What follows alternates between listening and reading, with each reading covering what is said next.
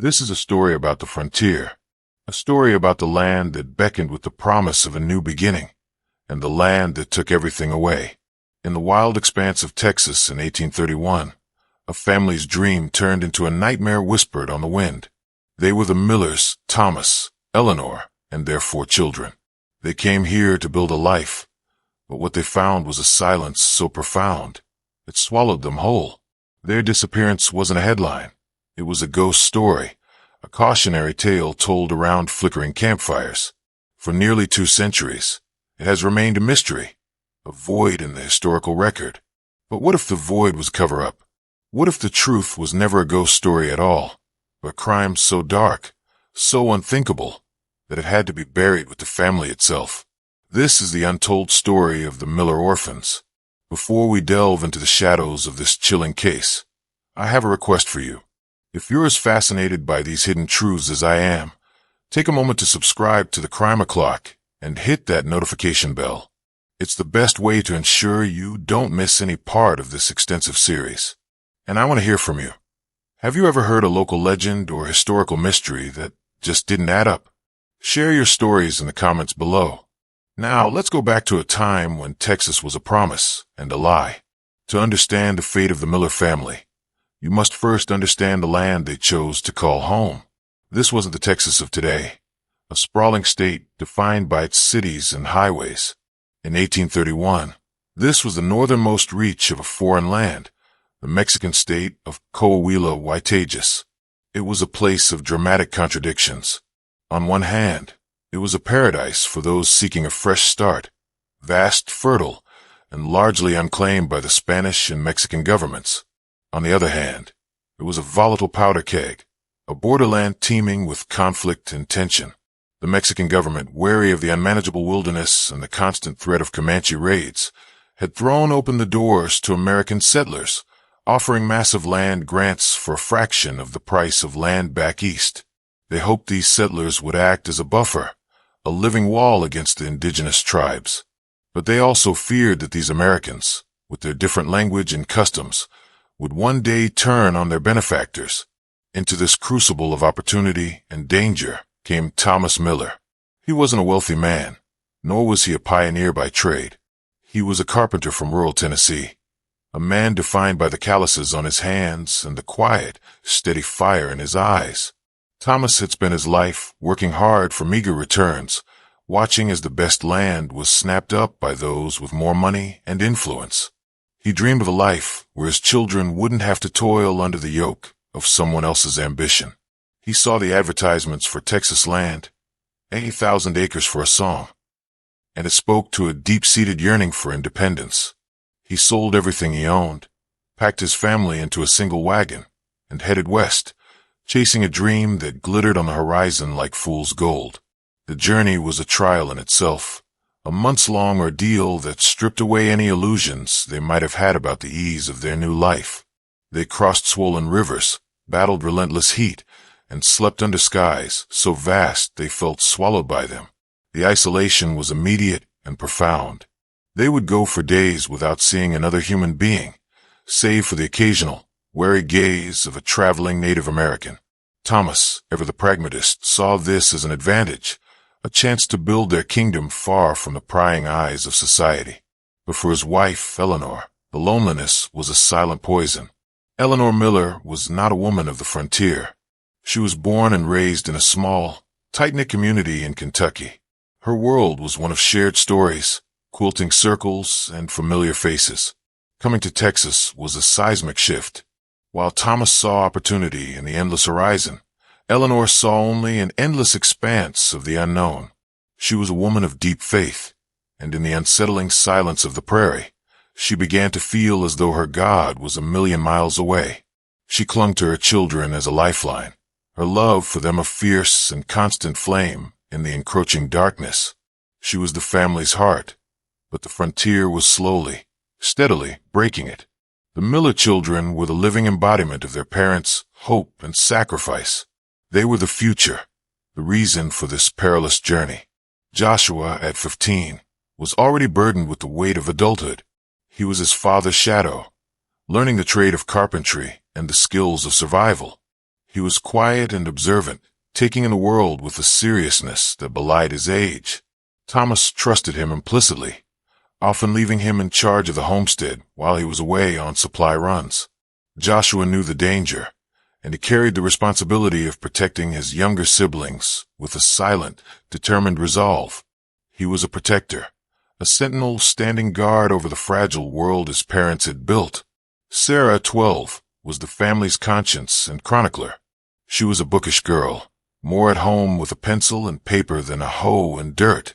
She kept a small, leather-bound journal, a secret world of drawings and observations. While others saw a bleak wilderness, Sarah saw the delicate intricacies of a wildflower, the stark beauty of a hawk circling overhead, and the strange, unsettling shadows that danced in the corners of their cabin. Her journal was more than a diary. It was a record of things unseen, a collection of clues that would one day be the key to their disappearance. Caleb, 9, was a whirlwind of untamed energy. The frontier, to him, was not a place of danger, but a boundless playground. He was constantly exploring the woods surrounding their homestead, chasing rabbits, and dreaming of becoming a great hunter. His innocence was a fragile shield against the growing darkness, a light that shined all the brighter for the shadows gathering around it. But his curiosity, his unwavering desire to see what was over the next ridge, would prove to be a dangerous liability.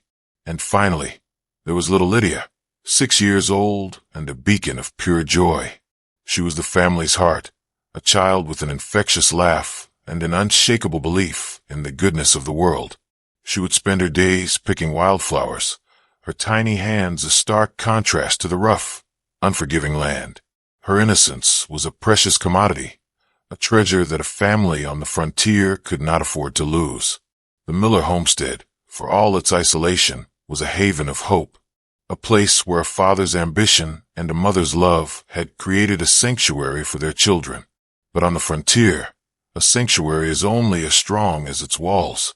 And something was coming for the Millers, something that could not be kept out by logs and mortar, something that was already inside. The change was not a sudden one. It was a slow, creeping dread that settled over the homestead like a thick fog. It began with the little things, the kind of things that a man like Thomas Miller, pragmatic and grounded in the physical world, would dismiss as the natural strangeness of the frontier.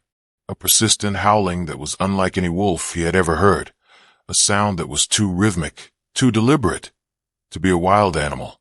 The cattle, which had been placid and content, began to grow skittish, refusing to enter the barn at night. They would stand together in a tight, terrified huddle, their eyes wide and fixed on the tree-line. Eleanor was the first to feel it in her bones, a subtle shift in the air, a feeling of being watched. She would stand by the window, her hands clasped tightly, staring into the darkness.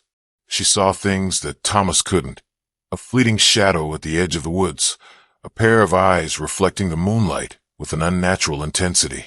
She tried to talk to Thomas about it, but he would simply pat her hand, attributing her fears to the loneliness and the isolation. "It's just the frontier, Eleanor," he would say. "It takes some getting used to." But Eleanor knew this was something else. This was not a physical threat. This was a presence. The children, in their own ways, felt it too. Joshua, the responsible one, began to sleep with his father's rifle next to his bed. He would lie awake at night, listening to the creaks and groans of the cabin, but also to the new sounds, a soft, almost imperceptible scratching at the walls, the whisper of footsteps just outside their door, vanished when he called out. Sarah's journal, which had been filled with drawings of wildflowers and birds, began to take on a darker tone. Her sketches were now of distorted, shadowy figures and strange, geometric symbols that she claimed she saw in her dreams. Caleb, in his boundless curiosity, was the one who stumbled upon the first concrete piece of evidence.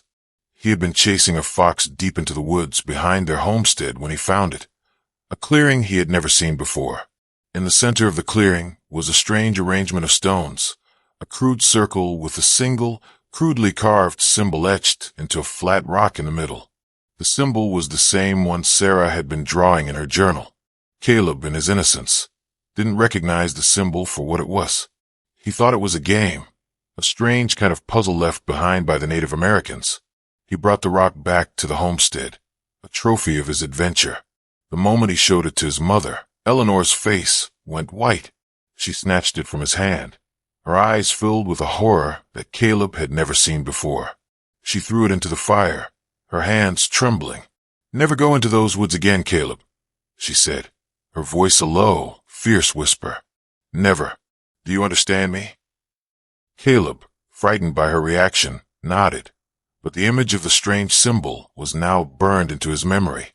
The air in the homestead, once filled with the warmth of a family's love, was now thick with an unspoken fear. Thomas still refused to acknowledge it, clinging to his practical reality. But even he couldn't ignore the new developments. Supplies began to disappear from the barn. Not tools or valuable items, but specific things.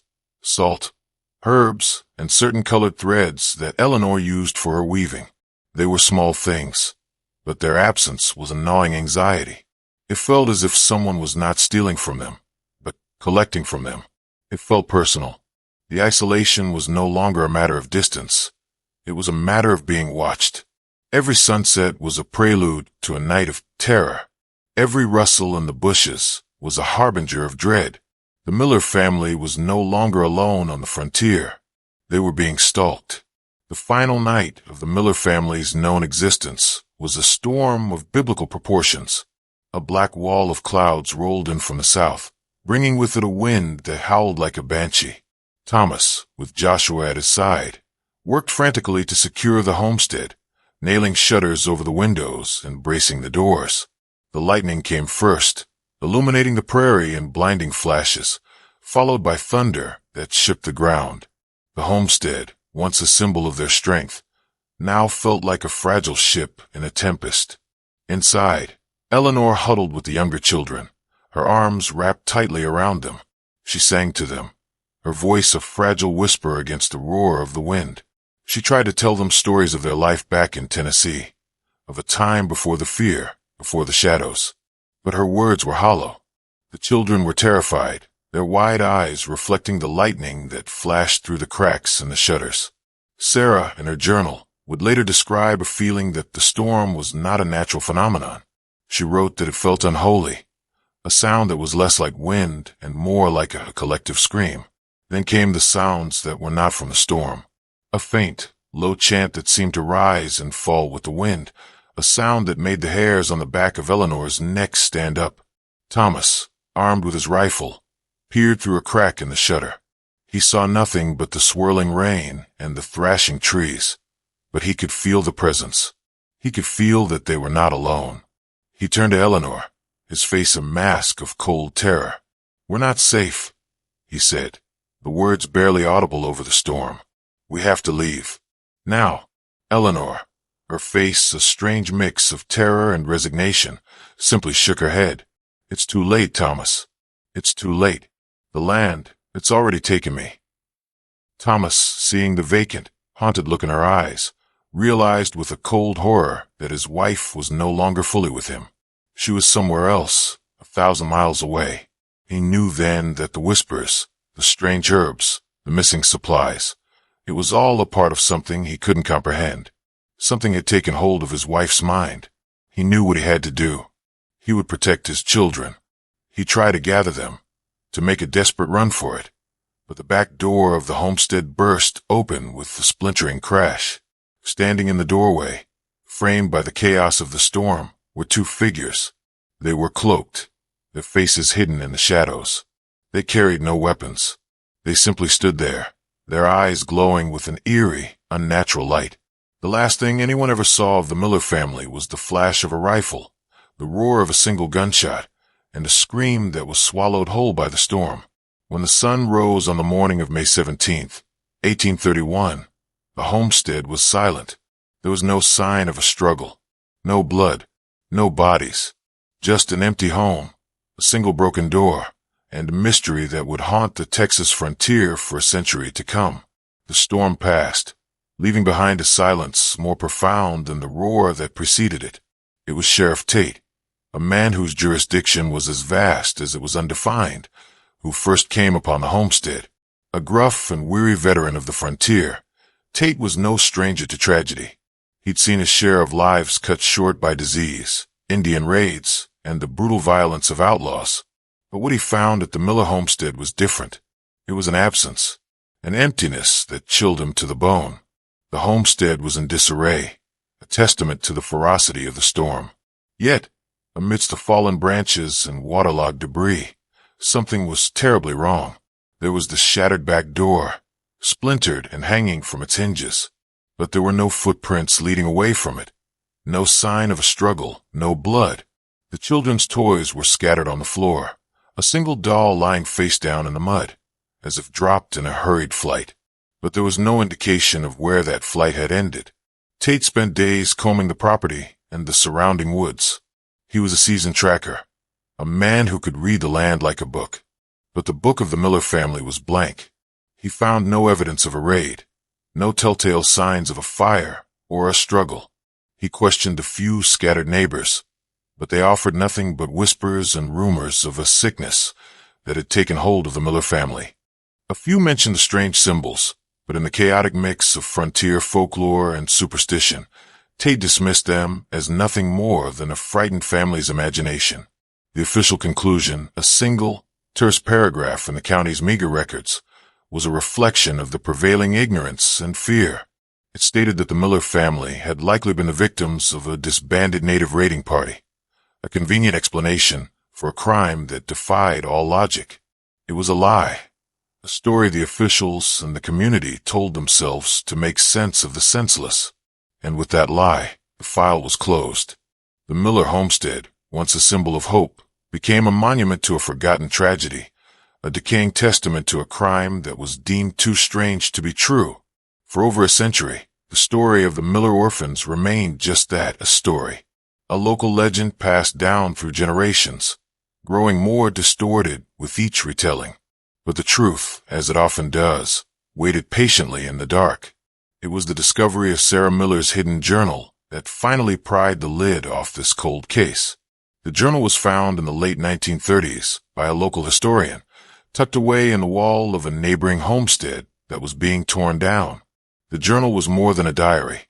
It was a testament to the slow, creeping horror that had consumed the Miller family. Sarah's delicate drawings, once depicting wildflowers and sunsets, now showed terrifying, distorted figures with hollow eyes and strange, geometric symbols. The final entry, a single, trembling paragraph, read, "They are here, not in the woods, but in the land. They have taken Mother. They are coming for us." The journal ended there, but it was enough to shatter the official narrative. The journal's discovery sparked a new investigation, but the years had erased most of the physical evidence. It wasn't until a direct descendant of Sheriff Tate, a man who had inherited his great-grandfather's dusty records and journals, discovered a series of long-forgotten letters. The letters, written by Tate to his brother, a prominent lawyer in Austin, revealed a shocking truth.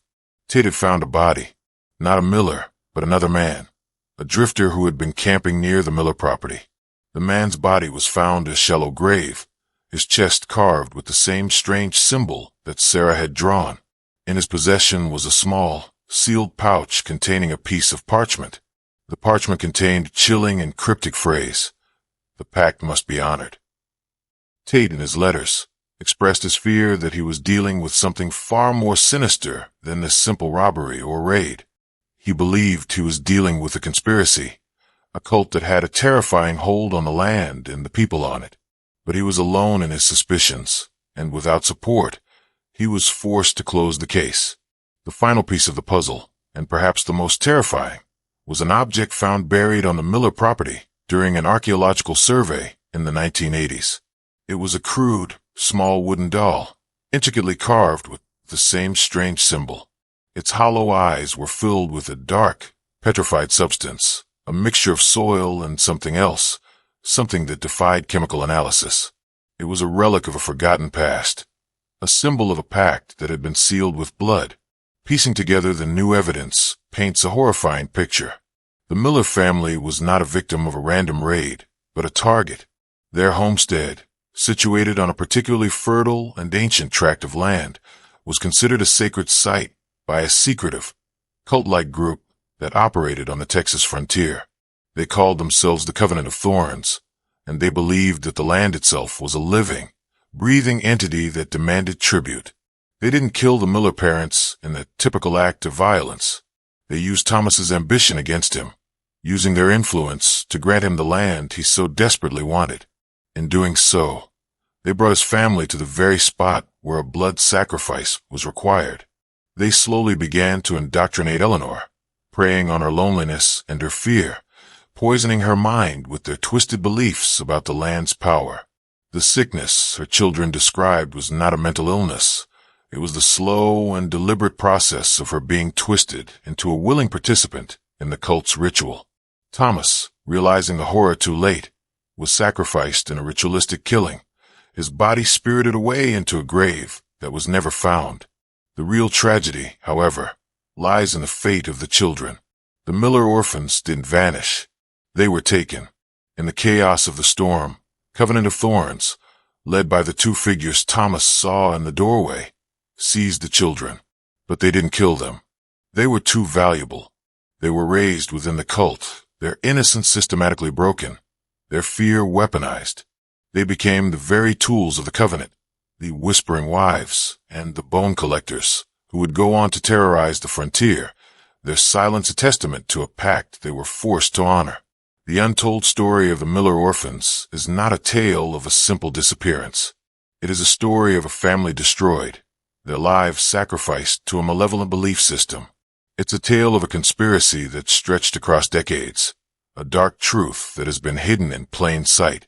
It's a chilling reminder that in the untamed wilderness of the frontier, some things are far more terrifying than this simple ghost story.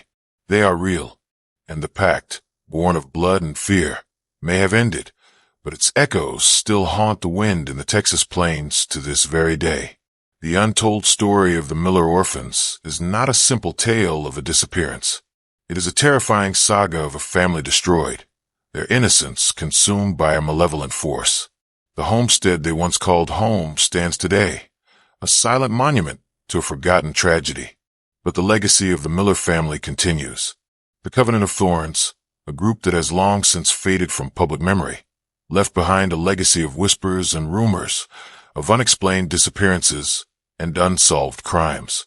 The symbol, the one Sheriff Tate found on the Miller's doorframe, has been found at other crime scenes across the vast, untamed landscape of old Texas. It is a symbol of a pact, a reminder that some truths are too dark to be told, and some secrets are meant to remain buried. The untold story of the Miller orphans is a cautionary tale, a chilling reminder that in the face of a terrifying malevolence, some things are far more dangerous than a simple ghost story. They are real, and the echoes of their pact, born of blood and fear, may still haunt the wind on the Texas plains to this very day. And with that, we close the book on this dark chapter of history. But the crime o'clock never sleeps. Join us next week as we delve into another untold story, another chilling case that will keep you up at night. Don't forget to subscribe to our channel and hit that notification bell so you don't miss our next case. We'll be exploring the vanishing of the Crowley sisters from Vermont in 1809, a story that, like the Millers, defies explanation. And tell me, what part of the Miller story chilled you to the bone? Let me know in the comments below. Until then, stay safe and be aware of the shadows in your own history.